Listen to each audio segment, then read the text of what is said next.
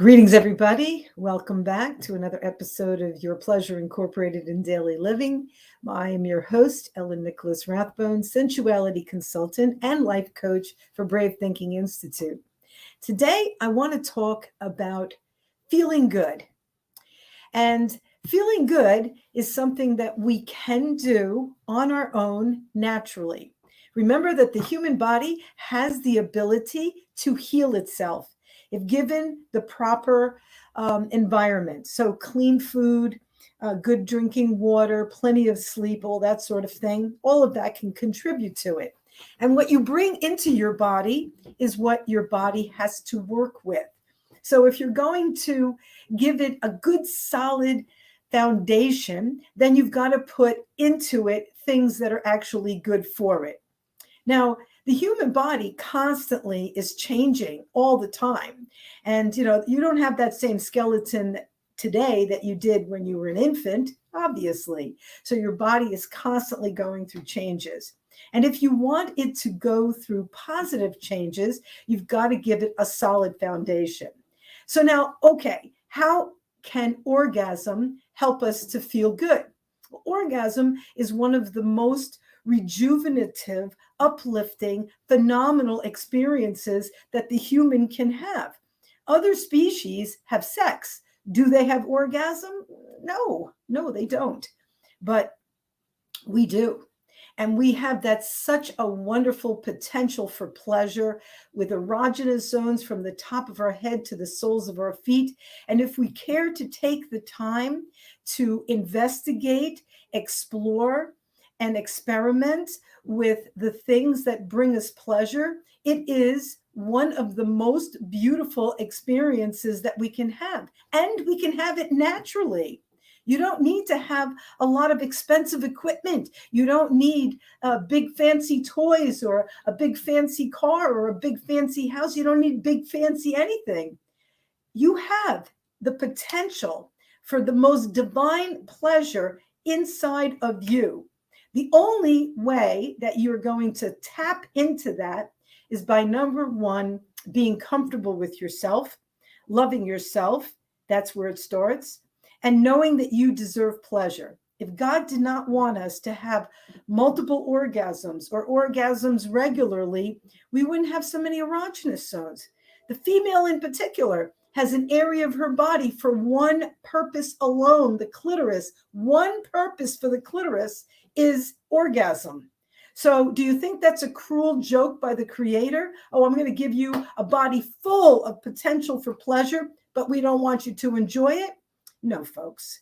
That is the workings and the dysfunction of many religions, male-dominated, I have to say, that have been trying to suppress women and have been trying to suppress pleasure as something that we have to earn. We do not have to earn it.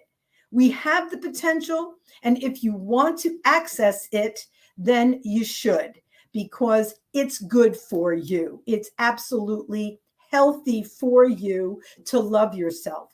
Whether you get a massage or do a self-massage, whether you're taking a nice bath by yourself or you've joined your partner in a bath, whether you shower together, whether you have a nice meal together and you are actually tasting the food rather than wolfing it down while having conversation and not tasting anything and then shoveling more in.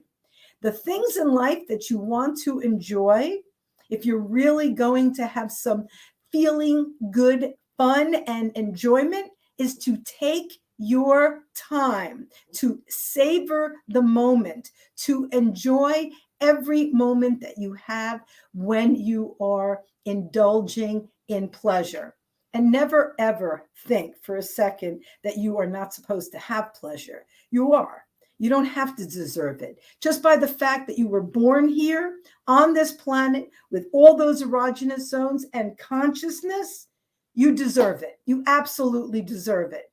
Don't let anyone with any kind of religious indoctrination or dogma or ridiculous superstition tell you that you should not do it. You should be ashamed, whatever this craziness is.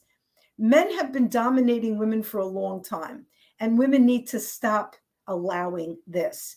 The only thing that men have as a superiority over women is brute strength. And, there's laws against beating up people. So now we need to kind of find our voice and like ourselves and know that we enjoy and can enjoy our bodies and take the time to do that. This world, especially in these United States, would have us being on a treadmill, just running, never really paying attention, never taking any time to smell the flowers, to sit and talk, to just be, okay? But there are many wonderful ways to feel good. And as I've mentioned, orgasm is definitely one of them. But I'll tell you another one. Meditation is another one. And a lot of people say, well, I tried it, but, I just couldn't do it. Well, it's a practice. You actually have to practice it.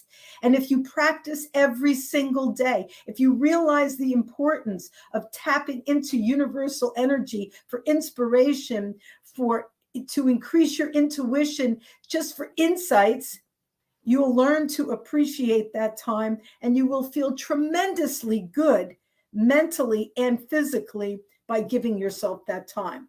And then another one of my favorite things for feeling good is exercise. Now, a lot of people say, I don't like to exercise. It's not fun.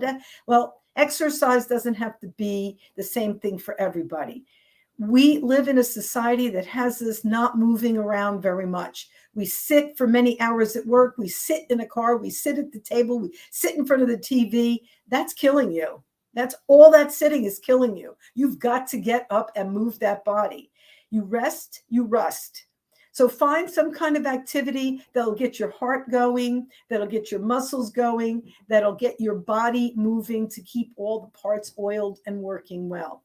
And if you can find the joy of doing that, your life will have much more pleasure in it, because a body that works well and doesn't need to be medicated and doesn't need to be propped up or have things cut out of it or fixed in any kind of a way is a much more pleasurable body to be in than one that has been neglected for a lifetime. Now, for people who have neglected their bodies and they are, say, in their 50s and 60s and beyond, the human body is the only species on the planet that can actually slow down and actually reverse the aging process. It is a discipline. It takes time. It takes energy. It's what I call sweat equity.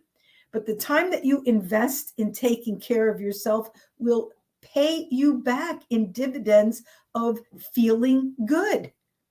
Okay, you sleep better when you exercise.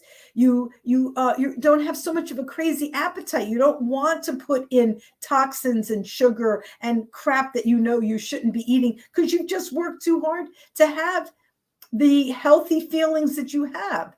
You work too hard to make yourself feel good. You don't want to undermine your progress. So exercise, whether it's taking walks or lifting weights. I recommend yoga. I think everybody should do yoga. Everybody, okay? And start slow, start at the beginning level, and then build from there. But if you apply these disciplines into your life and take the time to learn them, to incorporate them, they will bring you joy, good feelings, a healthy body, and a much better mental state. And that's really what it's all about, folks. Feeling good is a mental state and a physical state and a spiritual state. And when those three elements of who you are all come together, it is a joyful place to be. So I want to thank you very much for joining me this week on Your Pleasure Incorporated into Daily Living. I hope you join me again next week for another episode. I love doing these presentations. I'm not selling anything. I'm just trying to get you to remember that you deserve pleasure, sexual pleasure and otherwise. And you have to love yourself first, and you have to let shame go, and you have to let guilt go, and you have to let any kind of indoctrination go about your own body. Appreciate what you have, work with it, care for it, and it will pay you back in wonderful, wonderful ways. Thank you so much for joining me. See you again next week. Namaste, everybody. And everybody, do your Kegels. Thanks for joining.